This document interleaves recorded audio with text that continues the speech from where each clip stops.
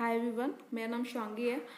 मैं polity topic wise पढ़ा रही हूँ। आज का हमारा टॉपिक है special powers of Lok Sabha and Rajya Sabha. Lok Sabha special power से आप क्या समझते हैं कि ये पावर सिर्फ और सिर्फ लोकसभा की है और ये पावर सिर्फ और सिर्फ राज्यसभा की है। तो स्पेशल पावर ऑफ लोकसभा की क्या है कि जो राज्यसभा के पास पावर नहीं है। आर्टिकल 75 सब क्लॉज 3 में लोकसभा के पास ये पावर है कि जैसे कि सरकार बनाने की बात आएगी तो लोकसभा बना सकते हैं। नो कॉन्फिडेंस मोशन ये सिर्फ लोकसभा में ही लाए जा सकते हैं। Superior power with respect to money bill में लोकसभा के पास सुपीरियर पावर है। राज्यसभा उसको अमेंड नहीं कर सकती और ना ही उसको रिटर्न कर सकती है। वो सजेस्ट तो कर सकती है बट वो बाइंडिंग नहीं होगी। उनकी सजेशन मानना ना मानना लोकसभा के ऊपर बाइंडिंग नहीं है, लेकिन ना वो अमेंड कर सकती है और ना ही रिटर्न कर सकती है। और उनके पास 14 डेज का समय दिया जाता है। इसके बाद it deem to be considered yes. Superior power with respect to joint sitting. अगर डेडलॉक हो जाता है, ना ही राज्यसभा मान रही है ना लोकसभा मान रही है, जॉइंट सिटिंग आप मुझे कमेंट सेक्शन में बताइए ऐसी कौन सी दो चीज़ें जिस पे जॉइंट सिटिंग नहीं हो सकती है। किन किन चीज़ों पे जॉइंट सिटिंग नहीं हो सकती है। जैसे कि मैं आपको एक एग्जांपल देती हूँ। कॉन्स्टिट्यूशनल अमेंडमेंट बिल में अगर कोई संविधान में कोई संशोधन करना है तो उसमें जॉइंट सिटिंग नहीं बुलाई जा सकती। और बाकी किन चीज़ों पे जॉइंट सिटिंग नहीं हो सकती वो आप मुझे कमेंट सेक्शन में बताएंगे। तो जब डेडलॉक हो गया किसी bill pay, ordinary bill pay, और जॉइंट सिटिंग होनी है, तो जो जॉइंट सिटिंग होती है तो उस पर राज्यसभा के जो चेयरमैन होते हैं वो कभी भी प्रिसाइड नहीं करते हैं, हमेशा लोकसभा के स्पीकर प्रिसाइड करते हैं। एक तो ये प्लस पॉइंट है। दूसरा प्लस पॉइंट क्या है, राज्यसभा में स्ट्रेंथ कम है और लोकसभा में स्ट्रेंथ ज़्यादा है 543। तो एक स्ट्रेंथ वाइज भी ये भी उनके पास एक प्लस पॉइंट है। तो जॉइंट सिटिंग में भी इनके पास सुपीरियर पावर है। Pre mature withdrawal of national emergency, जब नेशनल इमरजेंसी लगनी होती है तो इसमें जब पास करना हो तो दोनों राज्यसभा को भी चाहिए रोल और लोकसभा के, लेकिन जब इसको हटाना हो तो प्रीमेच्योर विड्रॉल करना है तो फिर लोकसभा इसको अकेले भी कर सकती है। तो एक ये भी इनके पास स्पेशल पावर है। Dominance of its member in all joint committee, जैसे कि जॉइंट कमेटीज़ हैं for example DRSC, departmentally related standing committee, उसमें 31 मेंबर्स होते हैं। तो 21 मेंबर्स सिर्फ और सिर्फ लोकसभा के होते हैं और 10 मेंबर्स राज्यसभा के से होते हैं। और ये मेंबर्स कौन नॉमिनेट करता है, presiding officer of Lok Sabha and presiding officer of Rajya Sabha. तो एक ये भी यहाँ भी इनके पास डोमिनेंस पावर है। अब देखते हैं कि राज्यसभा के पास क्या स्पेशल पावर है। राज्यसभा जो होती है वो डिजोल्यूशन नहीं हो सकता, मतलब ये डिजोल्व नहीं होती, कभी भी राज्यसभा डिजोल्व नहीं होती, लेकिन लोकसभा डिजोल्व होती है। 5 साल में तो होती है और अगर सरकार मेजॉरिटी में नहीं है तो अर्ली भी हो सकती है।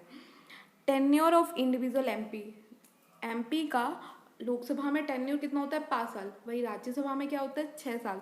तो एक ये भी उनके पास स्पेशल पावर है कि 6 साल का टेन्योर होता है एमपी का, अगर वो राज्यसभा से एमपी हैं तो, सांसद है तो। Initiation of proceeding for removal of vice president, जब वाइस प्रेसिडेंट का रिमूवल होता है तो वो इफेक्टिव मेजॉरिटी से होता है। अब इफेक्टिव मेजॉरिटी क्या होती है आप मुझे कमेंट सेक्शन में बताएंगे। Initiation of proceeding for removal of vice president, तो ये इनिशिएट कहाँ पे होता है, राज्यसभा में होता है।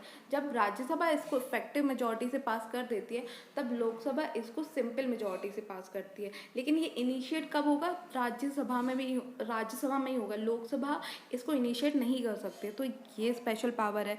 आर्टिकल 312 में राज्यसभा जो होती है can authorise parliament to create new all India services.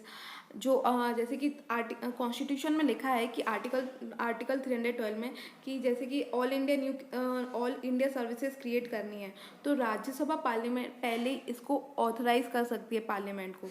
और बाय व्हाट मेजॉरिटी ये आप मुझे बताएंगे, मैं ही बता देती हूँ। With 2/3 and present and voting, मतलब ये दोनों आर्टिकल 312 में भी और आर्टिकल 249 में, इन दोनों में ही कौन सी मेजॉरिटी लगती है, 2/3 of the member present and voting.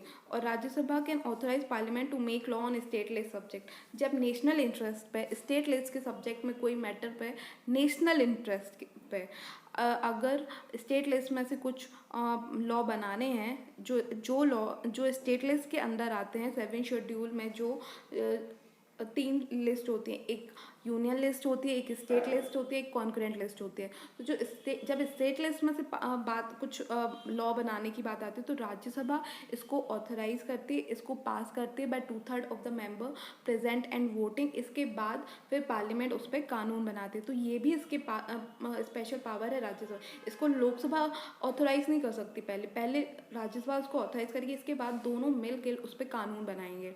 तो एक ये भी इनके पास स्पेशल पावर है। Rajya Sabha has equal power with Lok Sabha in what. Rajya Sabha और लोकसभा की इन में से किस में इक्वल पावर्स है? द मैटर ऑफ क्रिएटिंग और new all India services, no, ये सिर्फ ये राज्यसभा की स्पेशल पावर है। अमेंडिंग द कॉन्स्टिट्यूशन, इस पर भी हम आते हैं। The removal of the government, यह भी मैंने बताया था कि लोकसभा की स्पेशल पावर है। और मेकिंग कट मोशन, इसका मतलब क्या है? जैसे कि यहाँ पे लिखा है कि superior power with respect to money bill. तो जब मनी बिल पास होता है तो बजट को भी हम as a money bill consider करते हैं।